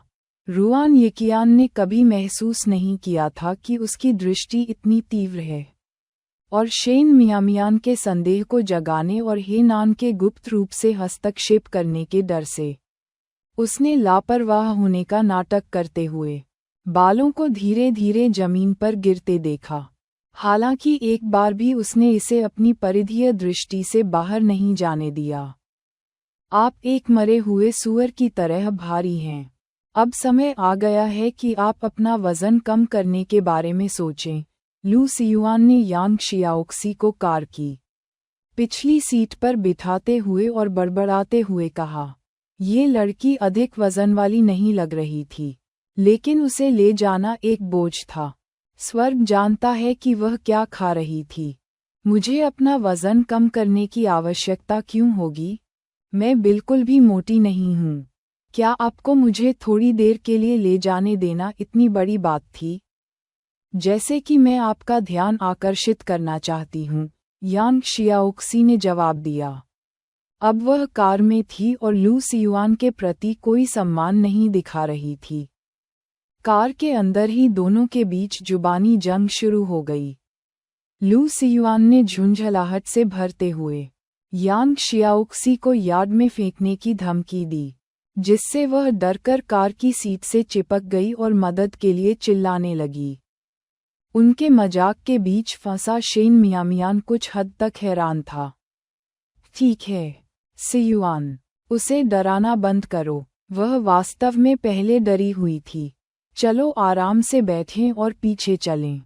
उद्धरण चिन्ह। अध्याय 833 बाल प्राप्त करना 2। शेन मियामियान की बातें सुनने के बाद लू सियुआन आखिरकार ठीक से बैठ गया। मियामियान की खातिर मैं इस बार तुम्हारे खिलाफ ये बात नहीं रखूंगा, लेकिन यह उम्मीद मत करना कि अगली बार मैं तुम्हें फिर से उठाऊंगा। यांग शियाओक्सी ने कहा, अगली बार हमारे घर आने के बारे में सोचना भी मत। मैं तुम्हारे लिए दोबारा दरवाजा नहीं खोलूंगा। फिर से कहो, और मानो या न मानो, मैं तुम्हें फिर से नीचे खींच लूंगा। लू सियुआन ने ऐसी हरकत की मानो वह उसे फिर से नीचे खींचने वाला हो, जिससे यांग शियाओक्सी अचानक व्यवहार करने से डर गई। लू सियुआन ने कार का दरवाज़ा बंद कर दिया, और जैसे ही हे नान ने गैस पर कदम रखा, कार तेजी से चल पड़ी। रियरव्यू मिरर के माध्यम से शेन मियामियान ने रुआन यकियान को अचानक झुकते हुए और जमीन पर किसी चीज़ का पीछा करते हुए देखा। उसकी हरकतें बहुत अजीब थीं। उसने अपनी भौहें सिकोड़ लीं और धीरे से बोली, बिग ब्रदर, क्या हम बिग ब्रदर रुआन का इंतजार नहीं करेंगे? मुझे ऐसा क्यों लग रहा है कि अभी उसका व्यवहार बहुत अजीब था। उद्धरण चिन्ह। ये सुनकर यांग जियाओक्सी और लू सियुआन दोनों ने पीछे मुड़कर देखा और एक स्वर में कहा, क्या उस पर वशीकरण हो सकता है? उद्धरण चिन्ह। ये जगह वाकई मनहूस है। ये कहना सचमुच कठिन है। हे नान ने लापरवाही से रियरव्यू मिरर में देखा और उदासीनता से कहा, उसके बारे में चिंता मत करो। उनके पीछे रुआन यकियान, जो अभी भी हर जगह बाल खोज रहा था, यहाँ तक कि हे नान को पकड़ना चाहता था और उसे पीटना चाहता था। बिना पूछे वह जानता था कि इस आदमी ने निश्चित रूप से जानबूझकर ऐसा किया है। वह बाल उठाने ही वाला था कि तभी हे नान की कार चल पड़ी। हवा के कारण बाल उड़ गए। यदि उसकी दृष्टि अच्छी न होती तो उसे बाल कहाँ मिलते। अंत में बाल अपने हाथों में पाकर रुआन यकियान ने ध्यान से बालों को रुमाल में लपेटा और उसकी पहचान कराने के लिए दौड़ पड़ा। अब वह केवल उत्तर चाहता था। इस बीच अन्य लोग शेन मियामियान के स्थान पर लौट आए और पाया कि रुआन येकियान वहां नहीं आया था। उन्हें नहीं पता था कि वह घर गया था या नहीं, और शेन मियामियान कुछ चिंतित थे। क्या बिग ब्रदर रुआन वास्तव में ठीक है? मुझे हमेशा लगता था कि जब हम चले गए तो उसका व्यवहार बहुत अजीब था। हालांकि वह और रुआन येकियान बहुत करीब नहीं थे, फिर भी वह नहीं चाहती थी कि उसके साथ कुछ बुरा हो। हे नान की आंखें हल्की सी चमक उठीं और उसने धीरे से पूछा, क्या आप उसके बारे में बहुत चिंतित हैं? उद्धरण चिन्ह। वह आपका बचपन का दोस्त है और वह हमारे साथ था। साथ ही वह जगह वास्तव में अशुभ है। अगर कुछ हुआ तो ये किसी के लिए अच्छा नहीं होगा, शेन मियामियान ने धीरे से समझाया। अगर रुआन येकियान को कुछ हुआ होता क्योंकि वह उसके साथ घर देखने गया था, तो बिग ब्रदर को भी निश्चित रूप से बहुत बुरा लगा होगा। हे नान ने उसके बालों को छूने के लिए अपना हाथ उठाया और कहा, चिंता मत करो, वह ठीक है। अरे, आप दोनों, भले ही आप स्नेही होना चाहते हैं, आपको कम से कम स्थिति के प्रति सचेत रहना चाहिए। यहाँ 2 अन्य जीवित लोग भी हैं, लू सियुआन ने चिढ़कर कहा। शेन मियामियान के बालों पर हे नान का हाथ विशेष रूप से कष्टप्रद लग रहा था। एक आदमी के रूप में वह हे नान के इरादों को स्पष्ट रूप से समझता था। पूरी दोपहर हे नान शेन मियामियान का हाथ पकड़े हुए था, बस उसके सामने अपने क्षेत्र को चिन्हित कर रहा था। वह जानता था कि वे दोनों युगल हैं, लेकिन उन्हें एक दूसरे का हाथ थामे देखकर उसे बहुत परेशानी हुई। जिस लड़की को वह पसंद करता था उसे ले जाना और उसके सामने अपने प्यार का इजहार करना। क्या लोगों को ऐसा करना चाहिए? अवज्ञा में यांग शियाओक्सी ने लू सियुआन की ओर देखा और कहा, ये ठीक है, बस दिखावा करो कि मेरा अस्तित्व ही नहीं है। चले जाओ, लू सियुआन ने चिढ़कर घूरते हुए उत्तर दिया। शेन मियामियान लू सियुआन के शब्दों से प्रभावित नहीं हुए। वह कुछ हद तक जानती थी कि लू सियुआन असहज महसूस कर रहा था, लेकिन वह उसकी भावनाओं का ख्याल नहीं रख सकती थी। वह चाहती थी कि वह उसके बारे में अपने विचारों को जाने दे ताकि हर कोई सामान्य रूप से बातचीत कर सके। उन्होंने नान को लू सियुआन की राय की और भी कम परवाह की। समय देखा तो अब दोपहर के 4 बज चुके थे। उन्होंने कहा, आप लोग थोड़ा आराम करें, मुझे कुछ करना है, इसलिए मैं पहले वापस जाऊंगा। अध्याय 834 दादा दादी और पोते पोतियों की मुलाकात 1। हाँ, शेन मियामियान ने सिर हिलाया। जब लू सियुआन ने सुना कि हे नान जा रहा है, तो उसे तुरंत खुशी महसूस हुई। हे नान के चले जाने के बाद जब वह उस शाम घर पहुंचेगा तो उसके पास करने के लिए कुछ नहीं होगा। जाने से पहले रात्रि भोजन कर लेना उत्तम रहेगा। जैसे ही यह विचार उसके दिमाग में आया, उसने हे नान को ये कहते हुए सुना, चलो, मैं तुम्हें छोड़ सकता हूँ। मैं लू सियुआन ने मना करने के लिए अपना मुंह खोला, लेकिन शेन मियामियान ने उसे रोक दिया। ये बिल्कुल सही है कि भाई वह आपको लिफ्ट दे सकता है। जल्दी वापस आ जाओ, मैं थोड़ी देर के लिए अपने कमरे में आराम करने जा रहा हूँ। मैं वास्तव में पूरी दोपहर घूमने से थोड़ा थक गया हूँ। बोलने के बाद वह थकी हुई जम्हाई भी लेने लगी। लू सियुआन उद्धरण चिन्ह ... उद्धरण चिन्ह। इस समय यदि वह नहीं जाता तो वह कुछ हद तक बेशर्म दिखाई देता। थोड़ा असहज महसूस करते हुए वह नहीं चाहता था कि हे नान उसे सवारी दे और उसने सीधे कहा, कोई ज़रूरत नहीं है, अपने व्यवसाय के साथ आगे बढ़ें, मैं खुद ही वापस आ सकता हूँ। बोलने के बाद उसने अपना पैर उठाया और बाहर चला गया। शेन मियामियान और हे नान ने स्वाभाविक रूप से उसकी छोटी मनोदशा पर ध्यान दिया, लेकिन उनमें से किसी ने भी इसकी ओर इशारा नहीं किया। वह हे नान को दरवाजे तक ले गई। भाई, क्या आप आज रात के खाने के लिए आ रहे हैं? उद्धरण चिन्ह। हे नान की आंखें मुस्कुराहट के साथ चमक उठीं। मैं आज रात बूढ़े मालिक से मिलने जा रहा हूँ। जब से मैं आखिरी बार उनसे मिला था तब से काफी समय हो गया है। और वह काफी परेशान हैं। मैं तब नहीं आऊंगा। तुम्हें आज रात जल्दी आराम करना चाहिए। कल मैं तुम्हें कपड़ों की खरीदारी के लिए ले जाऊंगा। कुछ दिनों में ठंड बढ़ने वाली है और बर्फबारी भी हो सकती है। तुम्हें सर्दियों के कुछ कपड़े तैयार करने होंगे। ये सुनकर शेन मियामियान को ऐसा लगा जैसे उसके दिल में एक छोटा सा सूरज उगाया हो, गर्म और आरामदायक। उसने आज्ञाकारी ढंग से सिर हिलाया। तो फिर मैं कल अतिरिक्त नाश्ता बनाऊंगी ताकि तुम आ सको और साथ में नाश्ता कर सको। उद्धरण चिन्ह। ठीक है। उसने नान ने उसके बालों को छुआ। अंदर जाओ। उद्धरण चिन्ह। उसने दूर जाने से पहले उसे घर में प्रवेश करते देखा। लगभग 20 मिनट बाद हे नान बूढ़े मालिक के घर पर दिखाई दिया। हे नान की यात्रा से बूढ़े मास्टर को कोई आश्चर्य नहीं हुआ। शेन मियामियान में पहले उसका सामना करने के बाद वह जानता था कि हे नान आएगा। पहले तो उसे थोड़ा दोषी महसूस हुआ, लेकिन दोपहर तक घर पर इस पर विचार करने के बाद न केवल उसे अब दोषी महसूस नहीं हुआ, बल्कि उसके मन में उसे डांटने का विचार भी आया।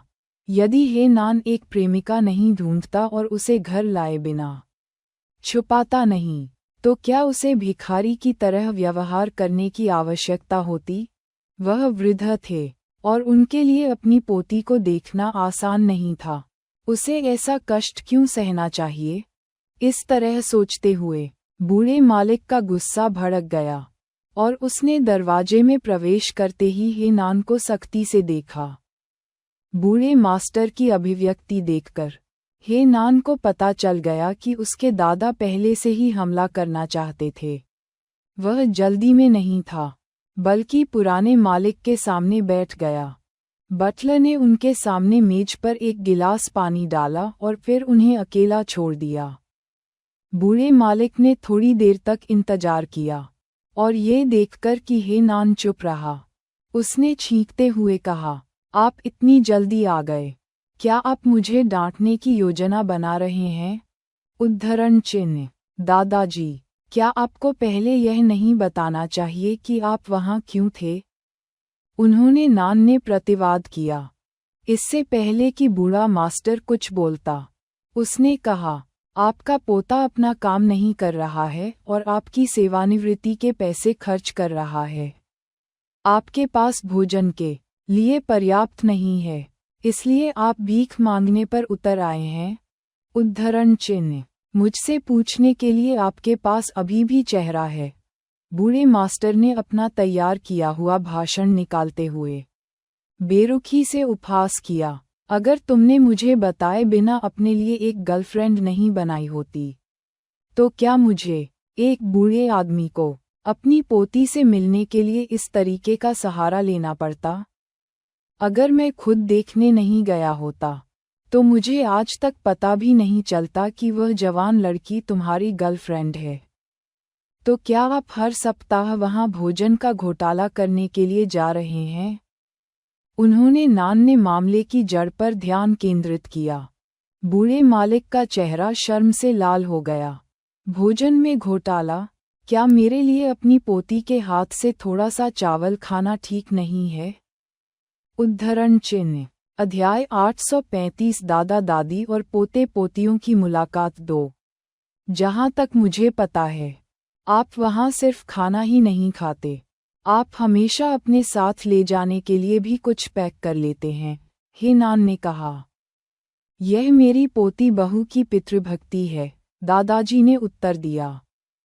उन्हें बार बार पोती का जिक्र करते हुए सुनकर हे नान को विशेष रूप से प्रसन्नता हुई, लेकिन उन्होंने कहा, उसे अपनी पोती मत कहो, जरूरी नहीं कि वह आपकी पोती बन जाए। ये सुनकर दादाजी का चेहरा अचानक काला पड़ गया। अरे बदमाश, मैंने पहले ही तय कर लिया है कि वह मेरी पोती है। शादी के इरादे के बिना डेटिंग करना सिर्फ बेवकूफ़ बनाने जैसा है। अगर तुमने बेवकूफ़ बनाने की हिम्मत की तो मैं पुलिस को फ़ोन करके तुम्हें गिरफ्तार करवाने वाला पहला व्यक्ति होऊंगा। यह मेरी समस्या नहीं है। मियां मियान एक अनाथ है और चूंकि आप जानते हैं कि वह कहाँ है, तो आपने उसके बारे में सब कुछ जांच लिया होगा। वह लिचेंग के ग्रामीण इलाके से है और आपकी बहू उससे बहुत खुश नहीं है, हे नान ने शांति से कहा। उनकी बहू खुश नहीं है? दादाजी, उसने भौहें सिकोड़ लीं। मैं जियाओहुआ के स्वभाव को जानता हूँ। उसके खुश न होने का कारण ये है कि उसने मियां मियान के साथ बातचीत नहीं की है और वह उस लड़की जिनिंग से बहुत प्यार करती है। इसलिए वह मियां मियान के प्रति पक्षपाती है। उन्होंने एक पल के लिए सोचा, फिर कहा, आपको जियाओहुआ के बारे में चिंता करने की ज़रूरत नहीं है। उसे मुझ पर छोड़ दो। अब हम किस युग में जी रहे हैं? ग्रेट किंग बहुत पहले ही ढह चुका है। अगर मेरे जैसा बूढ़ा व्यक्ति इसे समझ सकता है, तो आपकी माँ भी निश्चित रूप से समझ सकती है। अब उनकी मानसिकता पर काम करने का समय है। हे नान की आंखों में मनोरंजन की झलक झलक रही थी। दादाजी, तो मैं यह मामला पूरी तरह आप पर छोड़ दूंगा। मम, दादाजी, उन्होंने गंभीरता से सिर हिलाया। आप बस मियां मियान लड़की के साथ अच्छे से घुलते मिलते रहें। मैंने देखा है कि यह लड़का लू सियुआन मियां मियान के लिए भावनाएं रखता है और वे दोनों सहपाठी हैं। सावधान रहें। अगर आपकी लड़की चोरी हो जाती है तो मदद के लिए मेरे पास रोते हुए मत आना। मैं तुम्हें अपने पोते के रूप में स्वीकार नहीं करूंगा। चिंता मत करो, हे नान ने संक्षेप में उत्तर दिया।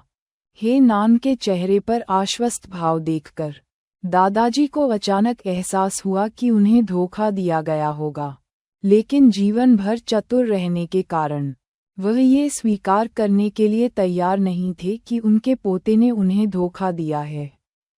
मैंने उन 2 लड़कियों को अगले सप्ताह भोजन के लिए आमंत्रित किया है। आपको भी आना चाहिए। हमने इसे बहुत लंबे समय तक उससे छुपाया है। अब समय आ गया है कि वह जाने कि मैं कौन हूँ। अन्यथा ये लड़की सोचती रहेगी कि आपका परिवार उसे स्वीकार नहीं करता है। जब वह बाहर होगी तो असुरक्षित और असमर्थित महसूस करेगी, दादाजी ने कहा। शेन मियां मियान को भोजन के लिए आने का ये निमंत्रण निश्चित रूप से उसे ये बताने के लिए था कि वह उससे बहुत प्रसन्न है। ठीक है, हे नान ने फिर सिर हिलाया। इस पर विचार करते हुए दादाजी ने कहा, आइए अभी जियाओहुआ को मियां मियान की यात्रा के बारे में न बताएं। अगर जियाओहुआ पहली बार उसके आने पर उसे ठंडी नज़र से देखती है तो मियां मियान बहुत असहज महसूस करेगी। हे नान को स्वाभाविक रूप से कोई आपत्ति नहीं थी। वह दादाजी हे की तरह ही सोच रहा था। मूलतः सब कुछ उसकी योजना के अनुसार चल रहा था। वह मियां मियान को उसकी माँ से उसके स्नातक होने के बाद या वैकल्पिक रूप से दादाजी द्वारा उसकी मानसिकता पर सफलतापूर्वक काम करने के बाद मिलवाना चाहता था, लेकिन उसे उम्मीद नहीं थी।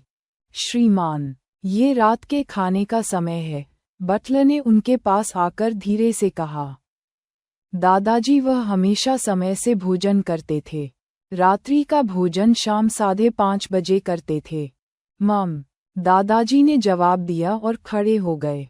फिर हे नान से कहा, देर हो रही है, तुम्हें जल्दी वापस जाना चाहिए। अध्याय 835 दादा दादी और पोते पोतियों की मुलाकात 2।